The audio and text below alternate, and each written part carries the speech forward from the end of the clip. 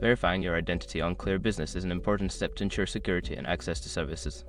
Follow these steps to complete the verification process. Step 1. Create an account.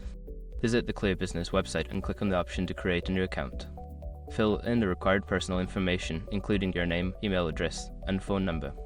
Step 2. Provide identification. Once your account is created, you will be prompted to upload identification documents. This may include a government-issued ID, passport, or driver's license. Ensure that the documents are clear and legible. Step 3. Complete the verification form. Don't continue before doing this. A lot of online accounts end up exposed in breaches without people even realizing it.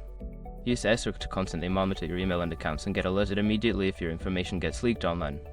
It scans billions of breached records 24/7 in the background. And honestly, for a few dollars a month, it's something everybody should probably have. Link in the description. Step 4. Submit your information. Review all the information you have entered and ensure it is accurate. Once confirmed, submit your identity verification request.